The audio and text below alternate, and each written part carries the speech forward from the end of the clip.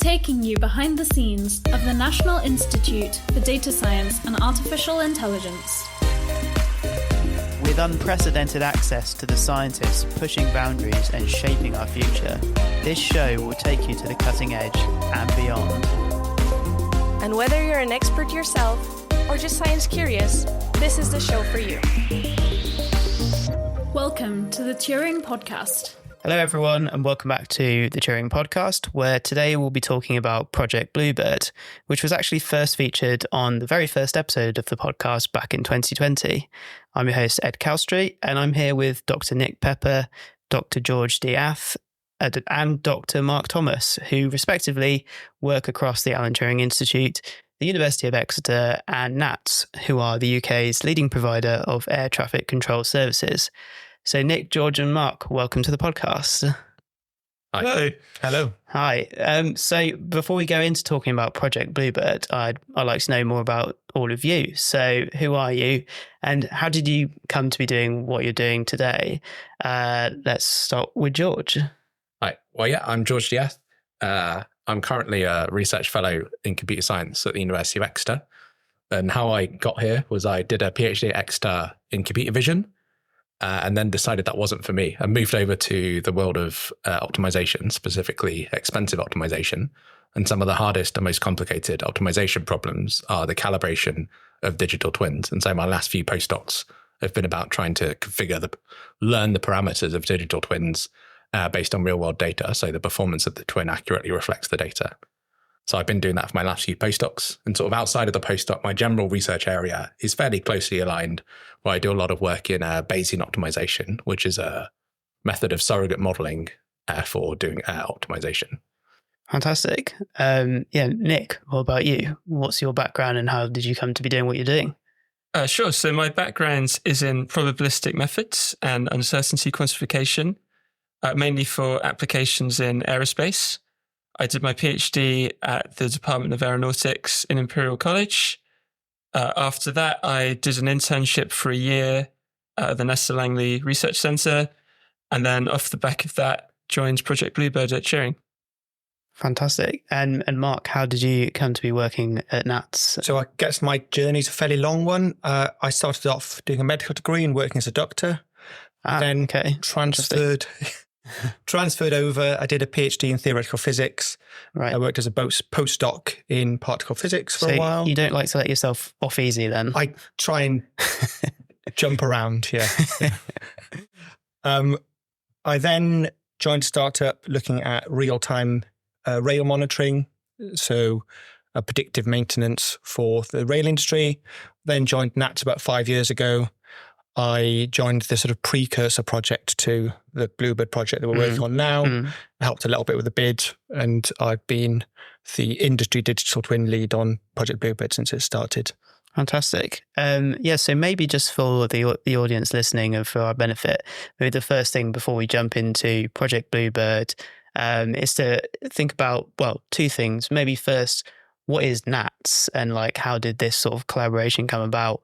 But then also, I guess, digital twins. We've done a few episodes on digital twins in the podcast before, but remind the audience what's a digital twin and why are NATS interested in such a thing? Okay, so what is NATS? NATS is the UK air traffic controller. If an aircraft takes off and flies over the skies in the UK, in order to keep them safe, make sure that they don't crash, they have to follow what they're told to do by the air traffic controllers. NATS is the company. It formerly stood for National Air Traffic Services. Now it's just NATS, which employ and train them, provide the services. Mm-hmm. So NATS has been looking at...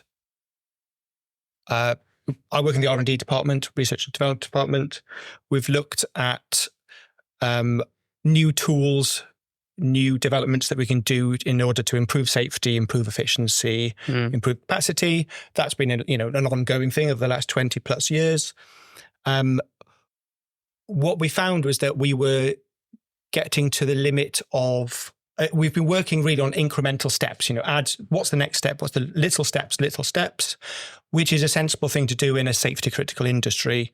You can't, it's hard to make big changes in the safety critical industries. You have to make sure you're safe all the time. So we've always worked on little steps, little extra tooling. That's worked quite well, but you kind of get a little bit stuck because you need to see the whole big picture before you can do these little steps. So the idea with Project Bluebird was to kind of ignore the need to get it into operations in the next 5 years and just say, what's the art of the possible in automation in air traffic control? So we said, let's see if we can automate as much as we can of the job of the air traffic controller. Let's see how far we can get. That opens up a lot of avenues, because to do that, we need to get the data ready. So a lot of the work that we've done has been taking operational logging data that's really meant for operational purposes, transforming that into a way that's useful to do research on it. I see, yeah. Build the digital twin. So the digital twin's a bit of a buzzword that's used quite a lot these days. Right. So lots of people have slightly different definitions, but really it's a high fidelity simulator. Simulators have been around for a long time, but now what we've got different is that we have a lot of data coming in. So instead of simulating a specific, simulating a rocket, you can simulate the rocket and inform it from data being collected from the rocket. So you can have a lot more realistic simulations, and you can simulate it in different situations. So in the terms of air traffic control, we can build a simulator of the skies over the UK, but instead of just having a generic simulator, you can tune it, given aircraft performance, given certain days. You could run the simulator as what happened on Christmas Day, the weather on Christmas Day, right. The storms that happened just this weekend where a lot of airports and things closed. We'll be looking at simulating that in a few weeks' time, so that we can look at, jumping ahead to the agents, but we can look at performances and things in certain situations. Nice. So yeah, it's interesting what you said at the start there, which is that, of course, air traffic control being a very sort of safety critical industry, we don't want planes falling out of the sky or hitting each other or anything like that. It's probably understandable that the methods and processes in place currently are sort of, rightly sort of resistant to any fast change, and that what you've done here is you're doing sort of a research project that might, someday, hopefully, and I suppose you will tell me at some point where you've got to on this, but inform policy and, bring some of these methods that have come from the research project into the real world. But you started off with a research project. So. Yeah, I mean, I guess we haven't explained if you mind me explaining Project Bluebird. Let's go for it, yeah. And then I can step back and answer that question. Yeah, go for it, yeah. So Project Bluebird, the sort of overarching goal of Project Bluebird is to try and build a AI agent, so sort of a digital air traffic controller to control a sector of airspace in real world shadow motor trials. So really it is build an AI agent that can essentially be a digital air traffic controller. With that, we've got the main threads of that is the digital twin, which we need to train it to test it, the agents themselves, and then we've got a thread on safe, trustworthy, explainable AI, sort of a more step back and ask those questions. We've got kind of a fourth unofficial thread, which is data, because that turned out to be quite a big part of the work in the third year, is getting all the data ready to feed into the digital twin. I see, yeah. So to make it as realistic as possible. Yeah. I mean, actually using the data, they come as sort of semi-structured log files and things with a lot of extra bits that have been added in by the system. So filtering those out, getting them to ways that you can be used was a lot of work. I think any good research project comes across data issues at some point. So it doesn't surprise me that, especially if it's very much a real world problem that we're trying to solve here. So to summarize, we've got the simulator, this digital twin of the airspace, trying to be as realistic as possible. And then, of course, if we want the AI to be able to ever do the job of the air traffic controller, that's the prerequisite to giving it a go at this simulator. Yeah. So then I guess I would then step back to the original question.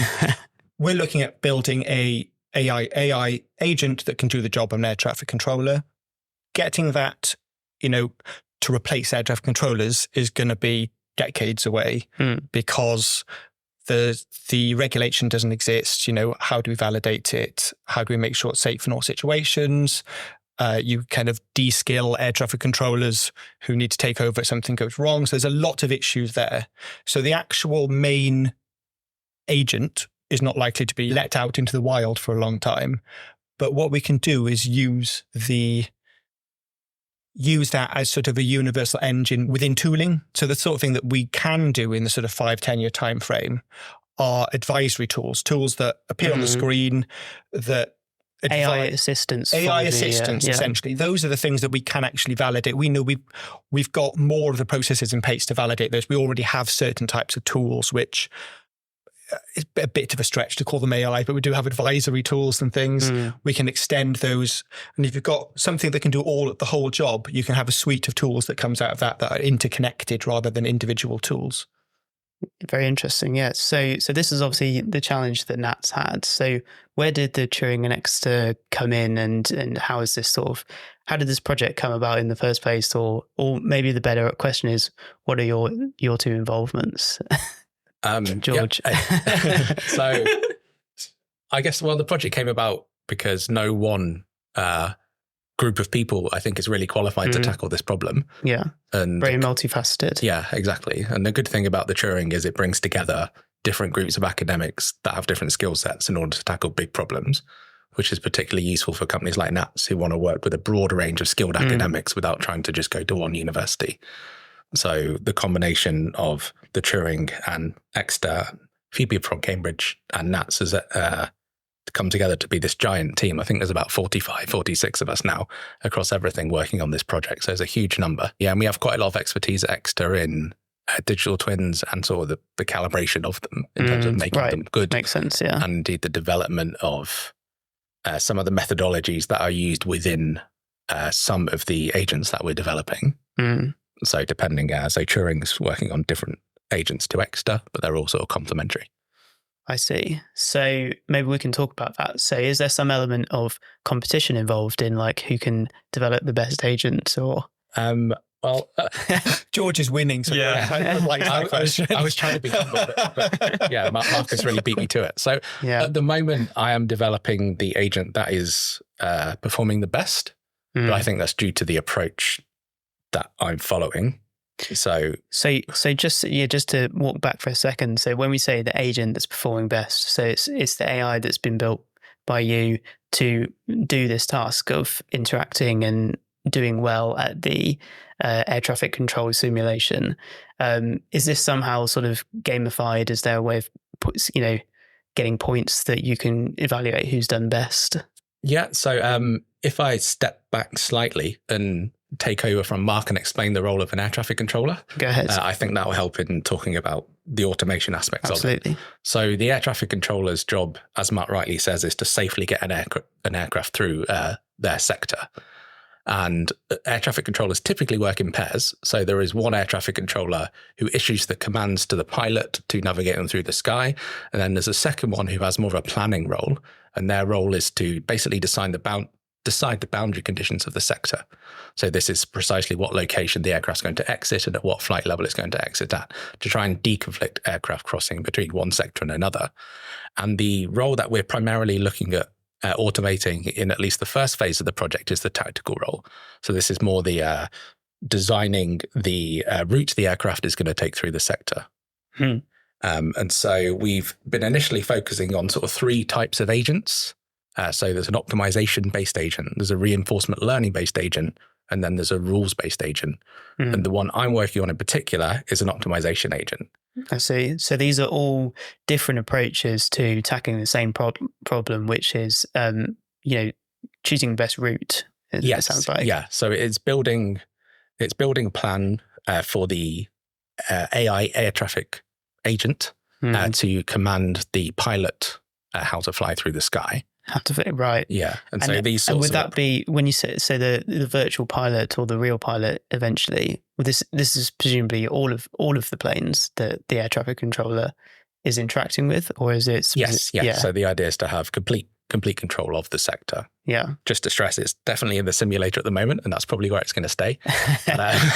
Just to take the pressure off me slightly. But yeah, so these sort of... Actually, I think another bit of terminology there, which I've heard come up from talking to people on this project before, sector. Sector has a specific meaning, right? Yes. So in the UK, there's the UK FIR, which is the Flight Information Region. The Flight Information Region. I say an acronym, I don't know what it means, which basically is the UK region of space that NATS controls.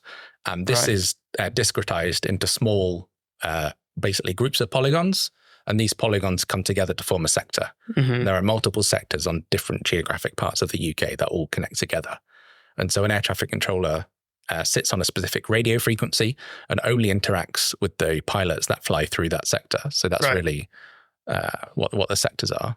So a sector, I tend to say they're about 100 miles across. I mean, it varies heavily. It's really depending on the workload. So you get ones that are much bigger over the North Sea. You get quite small ones in London. But think of it as a polygon of 100, a diameter of about 100 miles. That's roughly right. Sort of thing. So the simulator, is this effectively simulating one sector over, X unit of time? So what we have in the sort of main branch that we have at the moment is it has two sectors in it. We wanted to have two sectors in early because it allows us to start looking early on human and agent interfacing and on agent-agent interfacing. So we've put in two sectors. One's called London Middle Sector, which is about 20 to 30,000 feet over London, and then London Upper Sector, which is 30,000 to 60,000 feet over London. I see. So we've got those two, and then we've looked at that with the agent controlling one of those or both of those. We've also run it with a human controlling one and the agent controlling the other one. So two sectors is what we have at the moment. We'd like to start looking at more multi-sector problems so that you have, it's an interesting question if you've got 10 agents on 10 sectors or one agent controlling 10 sectors. There are more things you can look at there. So we've got development branches at the moment that have 31 sectors in them, and we're hoping to get that merged into Main by the summer. So the idea is, you start off small, try and do a reasonably good job, and then expand out from there. And in terms of doing a reasonably good job, how are the agents doing? And is there big differences in the performance of different methods? How are they doing compared to humans so far? That's a very good question. So the metric that we've been focusing on first, and I guess this is because it's both the easiest to measure and the one everyone really cares about the most, is safety. So in terms of actually controlling air traffic safely.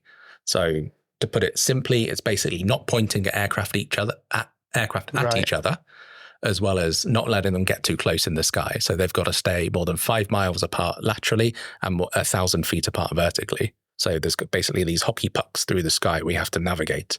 We're not allowed to point them near each other. So the agent on the whole is doing a very good job in terms of safety. We're classed as mostly safe, which is not actually good enough. But we are at this stage in the project, we're quite pleased with mostly. Makes sense. Mostly is, while it sounds disappointing, is actually I'm quite proud of that rating of safety because it's taken a lot of work to get to this point. Mostly is. Yeah, we're very happy with it. So I mean, that might be a good chance to mention the summer trials we did. So summer 2023, at the start of 2023, we'd finally got to a stage where we'd sorted out the data, we'd built data pipelines, we had a big data set, we'd built a working digital twin, we'd built a HMI to visualize what was happening in the digital twin. We'd got the first sort of working agents that weren't an embarrassment. Right. And so we had a number of weeks of trials over the summer where we then had these two sectors, the London Middle and London Upper sectors, controlled by different combinations of humans and agents. And we assessed the agents using the same marking schemes that we assess trainee air traffic controllers in the college. In NATS. NATS has a training college where we train people from the UK as well as sort of abroad. We use the same marking scheme as that. And so, our main focus is safety. If you can't do it safely, there's no point doing anything else. On the safety, we were very pleased. It would have failed, but it actually didn't fail by that much. Yeah.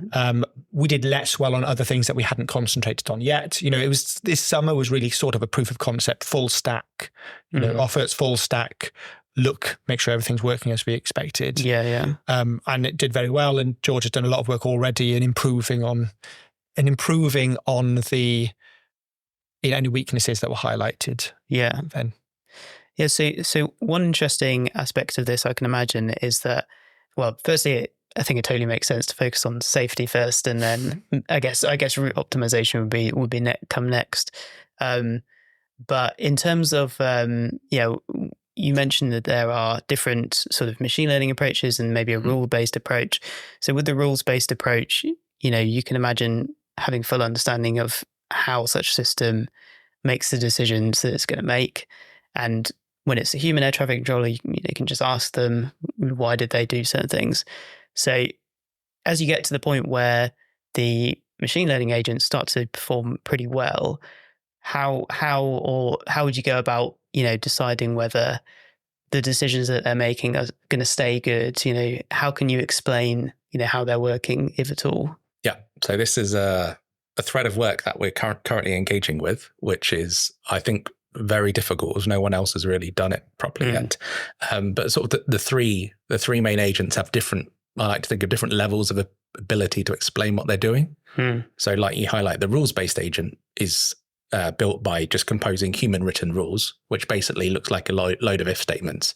Is it safe to climb to this level? I need to exit at this level. Yes, then climb to it. So that can be interrogated and say, why did you climb to this level? Oh, the rule told me to. That makes sense. Yeah. Whereas an optimization-based agent is sort of in the middle on the scale of explainability, where we have a set of objectives which sort of measure in some way a desirable characteristic of the trajectory the aircraft flies. So we can say this is a good solution, but that isn't really sufficient to explain why this particular solution was chosen. So what we did in the summer was we plotted the plans of the aircraft onto the HMI, onto the visualization. And the first thing we got was why. First question we asked was why. The first question we were asked is why this plan. So we thought we were being very clever. We were showing them what the agent's going to do, and the first thing they said is why, which in hindsight was very obvious. And this is actually quite a hard question. It's what the computer says, Yes, yeah. So other research projects in the past in other fields have dealt with explainability by just saying this is the most likely prediction, and people learn to trust it. But that's not enough for safety critical. We have to be able to explain why the system made this decision. And that's a really hard question. So in optimization, we're currently investigating ways, and in fact developing ways, to sort of move towards being able to explain the decisions. So there's some ideas involving counterfactual explanations. So showing solutions which are slightly worse than the one we've gone for and saying, look, we didn't choose this one or this one. The one we've shown you is the best we can do. And I think that we hope, will give us some kind of explainability. Yeah. And then the third kind of agent we have, the reinforcement learning based agent, is largely a black box, unfortunately. Right. And this is obviously not good for explainability. There is some initial research out there for explainability of reinforcement learning agents, which corresponds to what people have been doing in computer vision. So in computer vision, people may have seen some pictures where essentially they highlight the pixels that led to the decision that the computer vision system made. So if you're trying to classify a dog or a cat, it may highlight different features of the dog or the cat that leads to that decision. So this is just been developed last year for reinforcement learning agents, which will at least give us a slight idea of saying our aircraft made this decision because this part of the input space, so it looked at another aircraft it might come into contact with, it just would highlight that aircraft. So there is a slight level of explainability possible, but this is currently the state of the art. So there's a long way to go. It sounds like for RL. The methods of like explainability in machine learning methods is pretty new. It's in its infancy. Yes, so I'm imagining there probably aren't any other precedents for you to look at in terms of like, if you were to try to take an example from another safety critical industry where ML approaches had been applied. I'm guessing it just doesn't exist at the moment. Or if it does, it's not talked about that much. There are, like I said, some stuff where they show it's mostly there's not that much explainability. They build the trust of the system. Yeah. So users learn to rely and believe in the system rather than until it the goes system. wrong. Yes. Rather than the system actually being provably good or demonstrating why it came to a decision, which is sort of a big difference in explainability, which I feel like people haven't tackled that much in the literature, or to the extent that we need to be able to demonstrate to people at the very least. I want to bring Nick in just because he hadn't had much of a chance to talk yet. Sorry. Sorry, Nick. What have you been working on this project, and what's been your focus as the Turing Institute person in the room? So I work more on the digital twin side, and I suppose my connection with what George works on is that all of these agents that he's discussed involve some aspects of looking ahead in time. So they make a plan. They want to roll out the plan and check, is it going to be safe? Will aircrafts conflict with each other? Where will aircraft be in 10, 15 minutes? So in the field, this is called trajectory prediction, or TP for short. And so my research has mostly been looking at existing TP methods, which are based on essentially physical principles, like equations of motion that come from flight mechanics, and assumes pilot behavior, and trying to take these models which are deterministic. So for a given set of inputs, you'll always get the same output. So take these models that already exist that are robust, but unfortunately aren't capable of fully describing the kinds of variations that we see in the data that we've got. So trying to find a way to kind of marry the two together, the data and the existing models, to get something that's more accurate, that will help George's agent and the other agents, because their predictions will be more accurate, but also has usefulness when we come to simulations to try and test the agent. Because I have this background in probabilistic methods, we're looking at trying to generate essentially synthetic profiles of aircraft for the simulator that look plausible, that could have conceivably been flown by aircrafts in real life. And it is the reason for that, you mentioned the data earlier, is it because getting hold of these real world data is just a challenge, or there's not enough of it? Or I'm not sure if I'm quite answering your question, but I'll answer a question. So, what we built initially was a digital twin. What we need is a probabilistic digital twin. So Nick's work's been building the engine, sort of the hard bit of building a probabilistic digital twin. And the reason we need that, Nick's sort of already said it, but an AI agent, especially like an RL agent, reinforcement learning agent, if the aircraft does the same thing every single time, then it will learn its actions based on the fact that the aircraft always does the same thing. But if you tell an aircraft to climb from 20,000 to 30,000 feet, and you chose 100 aircraft, the same aircraft, all of them Ryanair, whatever, you'll get a distribution because they depend on the weather on the day, the amount of fuel, the pilot, the procedures on the day. So you actually don't know how quickly it'll climb or descend or various other behaviors. You don't know exactly what it's going to do. So we can't have a digital twin that's deterministic and does the same every time, which is the BARDA model's base of data aircraft, I think, model is the industry standard. It's a physics-based one. If we use that, and that is what we used initially, it's the same every time. It means that the agents, they do well, but it won't generalize. What we need to do is be able to say, right, we'll run the scenario and every time it'll have different behavior. Different variations, But we want that to be from a distribution of real that is realistic. Data. Is it too much to simulate weather conditions and or is that? No, we're also adding in the weather conditions. Okay. So So we have access to Met Office data for the years of radar data that we have for the project. So we can put the two together and use the Met Office data to kind of add a layer of fidelity to the digital twin. As research is ongoing. We've got, what we're trying to do is, the whole thing is kind of a stack. You've got the data, you've got the digital twin, you've got the agent. If you wait until you've done the digital twin perfectly, the agents can't start working until year 5. So, first of all, we built a non-probabilistic digital twin.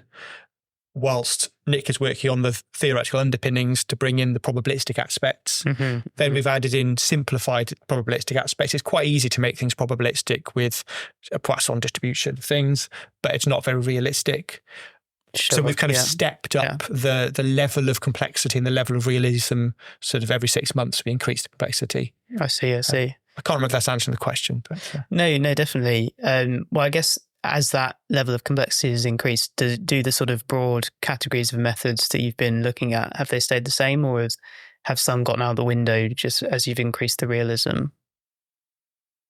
I think they've stayed the same, really. Yeah. We knew where we wanted to be in year 5 roughly. So when we started working on a marginally more simpler problem, we still took that into account. So we didn't try anything we knew would absolutely fail by year 2. Although saying that, the rules-based system, there will be sort of an upper limit of its performance. Yeah. So while, like I said, it's very explainable, but it's really hard to write sufficiently complex rules to describe the behavior that the ATCOs, the air traffic controllers, ask pilots to do. So there will probably be an upper ceiling, but at the same time, it's going to be a very nice baseline because this is really what people have done in the past. It's write really nice rules-based systems. Right, yeah. And it's back to, if we weren't rolling this thing out as a full replacement for air traffic controllers, which again is not what we're aiming to do in any short term, a rules-based system, if there were limited subsets of things that could be automated, a rules-based system, we can probably, get in the 5 to 10 year period. So it's worth looking at the limits of a rule-based system to understand whether or not it's always going to be useless or whether it's actually can do quite a lot of what we need to.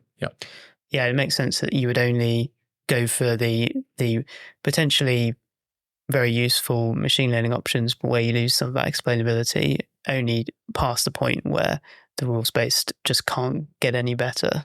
Yeah, and really, kind of theoretically, I'm talking about something here where it should be George talking, and I might say things that are wrong, but theoretically, the reinforcement learning agents should be able to cope with more complicated situations than the optimization-based agent, and so that's why we're looking at that. It's more black box, but it theoretically should cope with very complicated situations. So if people are doing things like AI agents for StarCraft, multiplayer games, as far as I'm aware, no one does them with rules-based agents. They use reinforcement learning agents for exactly that reason.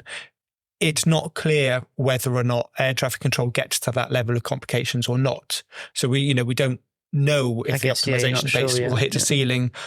Most of our guesses is that it won't, because in StarCraft, you've got somebody actively working against you and trying to get around your tactics, which mostly doesn't happen in... Because, as I understand it, sort of the deep mind AIs that have beaten like Go and other games like StarCraft, which are based on reinforcement learning, like it's always that, right? It's an adversarial game, whereas what you're doing here is...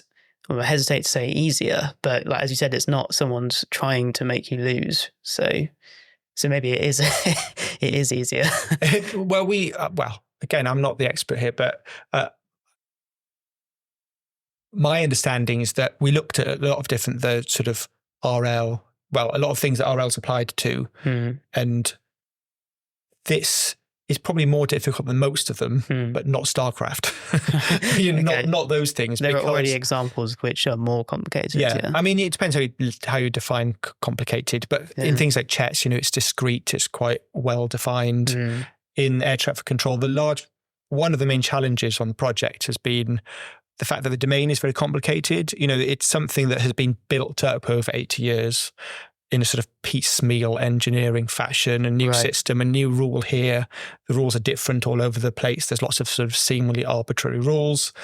So there's a lot of difficulty. It's not a nice, clean mathematical problem, which you kind of get with, chess or with Go. Yeah. Very, very complex, very real world, I think. Yeah. But George might want to correct or expand on that comment. Oh, no, I think I agree with everything you said. And I think one of the real challenges in this project has been knowing what good air traffic control is. So in StarCraft, you get a score. There's some feedback you're getting all the time. So where reinforcement learning excels is systems where you continually make moves moves and you get a reward back. All the rewards is delayed, but you can fudge it somehow to approximate your own reward. That's how sort of the later methods work. But the problem in air traffic control is we know what safe is. We can measure safety, but there are other forms of more hand-wavy metrics which are used, or such as being orderly in the way you present your traffic to the next sector. That's not really measurable. It's more. And the statement we've got from lots of different air traffic controllers when talking to them is if you get 2 air traffic controllers in a room and ask them for an answer, you'll get 3 answers back, because there's no best way to solve a situation. There are good ways, all of which are perfectly fine, and therefore being able to measure best and even quantify best is really challenging, which is where the summer sim that we did was really helpful, because we spent a year talking to air traffic controllers, talking to other people at NATS, trying to learn how air traffic control works and how we can turn their more written down rules into something that we can quantify and measure.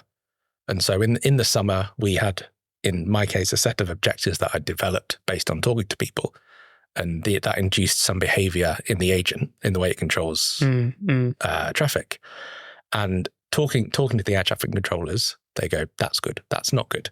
And from that, we can learn that actually we've got a feedback system which sort of lets us reinterpret what we believe they are doing, because it's really a sort of a joint collaboration or of an iterative feedback system. It's a little bit more sort of ad hoc and based on their professional experience than a metric that you can just count. Yes, I think the problem would be quite a bit easier if someone could just write down a mathematical formulation of this is the objective for good air traffic control. Yeah. I think then we'd find it would become something more like StarCraft, where we've got a feedback and RL would be in my head as well. My thoughts were, once you pass the safety threshold and you were satisfied by that metric, that the next metric would be, well, have as many planes in the sky as possible to.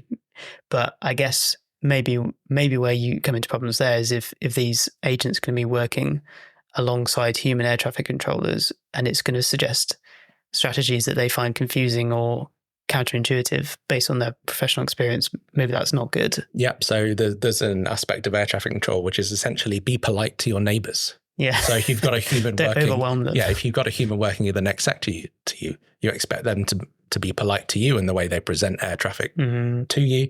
In the same way, you've got to be polite to them in the way you try and not make their lives difficult in the way you present traffic to them. Technically, you could do it however you want, but that's obviously very frowned upon and will get you told off in the break room. But so that's really some of these more less tangible aspects of control that we have to try and implement. I wonder if any of you could tell us a bit. We've got at the Turing coming up AI UK, which is this year, 2024, 19th to 20th of March. You talked a bit about some of the successes you've had so far with the digital twin simulator and the agents themselves. What can people expect from demo you may have at AI UK or any other upcoming demos? So alongside the digital twin development, we've also developed a gamified version of air traffic control to try and demonstrate to the public what are some, or to let people experience a very stressful situation in a gamified version of air traffic control. Right. So a sector that's just shaped like an X, and they have to try and fly aircraft through it, which, although it looks quite simple, could be surprisingly stressful. And so there's a scoreboard, and so people can try and play as an air traffic controller for the day and try and appreciate what the guys and girls do at NATS in terms of the brilliant control work they do. So we should have, I think, 1 or 2 positions that people could come and play the game at, as well as a few videos of agents controlling traffic in our simulator. So I think it should be. We ran the same sort of thing at the British Science Festival last year, and the public really enjoyed getting involved and asking us lots of questions about air traffic control. Brilliant. But I'd point out that none of the public managed to beat George's agent on the game. So we've got better than the general untrained public at air traffic control, but we haven't yet got better than air traffic controllers. Well, that's something at least, I think. How is it an intuitive game to play, or do you really feel like I suppose the air traffic controllers themselves see it as very similar to what they see in a real system? We've tried to simplify it as much as possible so that it captures the essence of air traffic control. So you have a sector, That's what they have. And really what air traffic controllers do is they get an aircraft into their sector and they need to fly it back out to the sector at a certain location or rough location and a certain altitude. And so we've simplified it somewhat, and we've made it so you can do keyboard input, left, right, up, down. Right. But that is the game, really. So we've done it as simple as we can, and we've had some visualizations that you don't get in real life, where the aircraft, you click on an aircraft and you can see where it's heading to and things like that. So it does pretty much air traffic control with a degree of oversimplification, but it captures the essence. And, in the British Science Festival and in other situations, people have picked it up very easily. And it is quite nice because it shows the idea of the digital twin is that it's modular. And so, in a digital twin, we can have it fed by the real world data. You can have it fed by real weather data. But you can also then replace certain components. So if you want to say, well, what would happen if it was twice as windy? You can double the wind. Or, if you want to change the sector shape, you can change the sector shape. So essentially what we've done there is taken the engine that we've got, changed the sector, oversimplify some of the rules. But yeah, it's nice. The feedback we've got has been very positive on it. And can any of you beat the agents? Or Not me. Not at all. Not at all. No. Okay. Yeah. So so I imagine, well, are you better than the general public? Maybe you haven't spent as much time playing the game. It's surprisingly varied scores from the public. Yeah. Some people are quite like me and can't keep track of 10 aircraft at the same time and remember to turn them. And then there was a couple of people there who, without any prior experience, were incredible. They obviously have a predisposition to being able to track lots of objects at the same time. Right, I tried to get one of them to apply to become an air traffic controller. I'm not sure if they took me up on that, but I hope they did. Well, hopefully they weren't concerned that their job's going to be automated or anything. No. That's a long way off it. As we've said, it's going to be an assistant. So yeah. Well, thinking of that, let's talk a bit now about what the next steps of the project might be. So, what are the next steps going forward? What's the time horizon of what you've got left with this collaboration and so on? So, shall I go? Yeah. So, we've got 2.5 to 3 years left. Right. So we're kind of nearing the halfway point. So far, we've looked at 2 sectors. That's allowed us to look at the human increasing the sectors. Yeah. So increasing the sectors. We want to really look at a number of things. We want to, first of all, improve the performance of the agent. So the agent mostly was safe, which would fail the course and get thrown off the course. So it's good, but not good enough. We'd like to get that always safe. Always safe means that it would pass that element of the air traffic control training course. But then in terms of other things, we'd like to expand what we're looking at. So right now we're looking really at concentrating on one sector and the performance in one sector.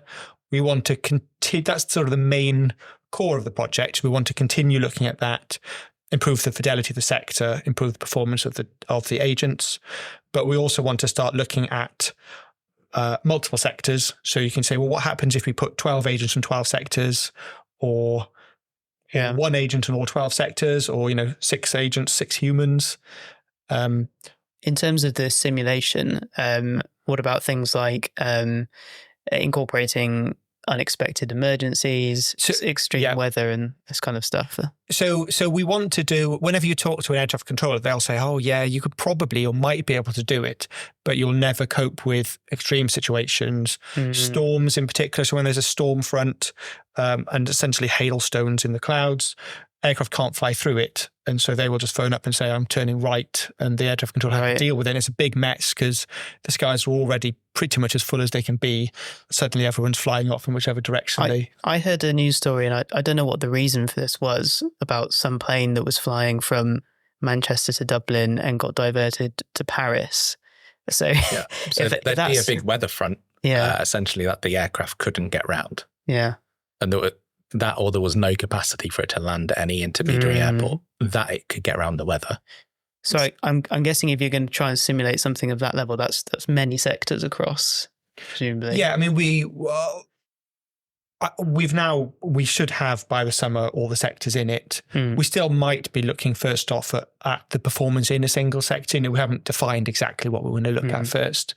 But the digital twin, has all of the UK in it, all the sectors, so you can put a big storm front across the whole thing and then see how it starts working with that. We also want to look, there's things like decompression. So if an aircraft has a decompression, that there was the one fairly recently in, I think it was in America, where the aircraft suddenly has to descend very quickly and you have to deal with that. There's other ones where you've got, broken radios or non-responding aircraft. So there's a lot of different unexpected situations. So we just like to explore the performance of the agent. They might be easy to handle. They might be very, very difficult. We want to, it's an exploratory thing. But by, over the next year, we'd like to explore these unexpected events, storm fronts, multiple sectors. And the final thing is, George mentioned before, we've got air traffic controllers normally work in pairs, where you've got one who's actually the tactical controller issuing the instructions to the aircraft, and you've got the coordinator who is looking at the best way of passing aircraft from one sector to the next. So by having multiple sectors, it allows us to start looking at that functionality in terms of AI agents as well. So in terms of human people, there's like two different roles there. So you're going to simulate that with two different agents. I'll pass you over to George. I wouldn't like to speculate what the best way to do it is yet. It might be that we have. But is that's how it's done at the moment with the real air traffic controls? Yeah. But it could be that we have one Uber planner who plans the entire UK in one go. Well, I was thinking that avoiding any competition between sectors. So we've got it's quite interesting if you've got one agent and one sector who wants the best for itself, and you've got one agent for another sector who wants the best for itself. Right.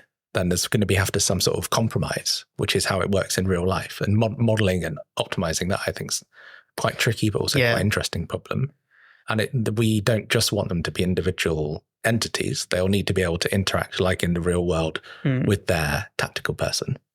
So do you envisage, I mean, maybe this is looking a bit far into the future now, perhaps beyond the end of this project, but if in the real world, if such an agent ever was deployed as like an assistant for air traffic controllers, do you think it's more likely that there would be like sort of one master agent that all of the human air traffic controllers are in collaboration with, or would they all be having separate ones for their sector, which is a bit more sort of like the simulation you're doing at the moment, or is it just too difficult to know that? I think it's too early to tell, really. Yeah. I mean, I think the real answer is whatever works best. It's kind of a cop out. Right. But I think we'll know in about 2 years, or we'll have some idea about what's possible. Yeah. I think. And if any of them are possible, then we'll try and explore those as much as we can. Because I think when we've discussed, we all sort of feel like one agent to do everything is likely to perform better. But on the other hand, if you're doing the optimization agent, that's optimizing 700 aircraft simultaneously. As it's currently written, doesn't scale up to 700 aircraft. So, given the technology we've currently built, the only possible real way to do it would be one per sector, or maybe one per two sectors. But, we're very early days. George hasn't started looking at multiple sectors. No one else. We haven't really started looking at multiple sectors yet. Yeah. So it's too early to see where we can go on it. Cool. Well, before we wrap up, maybe I'll go to each one of you and say, what are your hopes and dreams for this field? Where do you see, like, in decades to come, is this going to be something that you hope everyone's going to be using in the air traffic control space? What's like, if everything works perfectly, how does that look? I'll go to Nick first. Oh, great. Boy, it's a good question.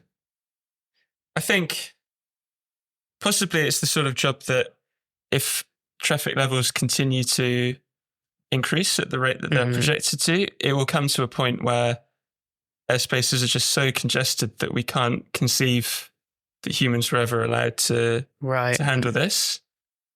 But that's looking, like we said, way off in the future. I'm a bit stumped, really. What are our hopes and dreams? I guess from my point of view, first of all, just in terms of congestion, 20, 30 years ago, I'll make up some numbers that'll be incorrect if anyone checks, but 30 years ago, air traffic controls were controlling 6 aircraft each. Yeah. as more and more tools have become available, the radar now ultimately labels aircraft. They can handle more. You can handle more. So now you can handle roughly 20 is the number I tend to say. I suspect that the tooling will allow us to handle more per human. In terms of what I hope we do here, I think that a sort of digital air traffic controller can work as a universal engine in the back to give you advisory tools. And so that would be my hope in the medium term, is that some kind of spin-off or continuation from this project will give us the tools that we need to build those things on. It also helps to push validation, regulation. We haven't mentioned it too much, but those things don't exist. So we need to start pushing those things forward. Right. It's hard. There's a lot of chat about how to regulate, how to validate these things. Really hard to do it before anything exists. So, the idea is build something and say, how do we regulate that? Sure. So I'd like to see the regulation further forward in 10 years' time, and some offshoots of this with tools sort of being powered by it. I'd like and I guess that feeds in a bit with why you're thinking about explainability from the start almost. Yeah. Yeah. So, I mean, the explainability is largely so that we can make sure that we need to understand it, we need to trust it, we need to make sure it's actually safe. Yeah. And George, any other thoughts? I think my colleagues have pretty much said everything that I was thinking of. I was hoping to go first. Well, before, go on. I was going to say, I think sort of there's lots of things that they've both covered in the future that we'd like to think about. And I think the other thing is just as sort of a legacy of the project in terms of we're sort of the first people to really try and tackle this on this scale. And there's big regulatory impact, if I can say the word, as well as just being the first people to really attempt this. And it's really because no one else has had the data. And we sort of skirted around the fact that there's been data, but NATs have an extensive amount of data that they are giving us access to, which will allow us to do this. And that's really why we're at the forefront of what's possible at the moment. I mean, part of the legacy of the project might be provoking the questions that future regulators will have to ask people when they try and sell these automated systems. That's interesting because, if someone from the private sector just comes along and says, we've got a air traffic control assistant, it works, trust us. Yes. At least they'll know there's going to be outputs from your research about how you can perhaps validate whether that's true or not. Oh yeah, I think that's one of the benefits the project gives from an academic point of view to NATs, which is NATs will regularly have big companies come up to them and go, we've got this latest shiny AI tool, we can solve all your problems. And for NATs, they might not know whether it's possible or whether these people can actually do it. Both of these are separate and difficult issues. Whereas when they're working in an academic collaboration, we're sort of at the forefront of what people are trying to do at the moment. So NATs are going to be armed with, look, we've spoken to the experts. This is what they've been able to do. This is what's possible. This is what we think we could do in the future. It very much allows them to sanity check everything, all their contractors that come to them with amazing products, supposedly amazing products. Sorry, contractors. Just to reiterate what George has said, I should have really said that as one of the motivations for NATs at the start, is that I think it's probably a problem as such in all industries, and I know it is in NATs. We have a lot of startups that come and tell us they can do things. We have a lot of consultancies that tell us they can do things. I personally mostly don't trust them. And so if we are at the forefront, we understand what's possible. We can build, people come saying they've got tools that can do things. Well, if we've got a digital twin that we can drop the tool into and say, well, let's see how it gets on. Right. Yeah. It gives us, as well as sort of more regulatory things, it gives us actual concrete tools and things that we can use to assess what people bring to us. I think the key thing there as well is if the other people generating these methods that might be snake oil, if they haven't had access to the data that you have, like how could they be any good? Yeah. That's my starting position. How do they know what they've got is any good? Well, that's a really interesting point. Is there anything else that any of you want to mention before we wrap up about the project? Or any other thoughts? Where can people find out more about it online? We are in the process of building a website. is the true answer. The best place is probably the Turing website for now. There's the Turing and the NATS website have a bit of information on it. On The Project information Bluebird. on Project Bluebird, yeah. So Project Bluebird, that's all.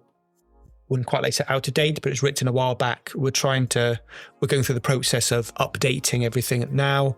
We're making an actual Bluebird website. Nice. So that will be the right place. But at the moment, it's the Turing website and the NATS website. Perfect. All right. Well, thanks, Nick, George, and Mark for coming on the podcast. All right. Thank you very much for inviting us. Cheers. Thanks for listening to this week's episode.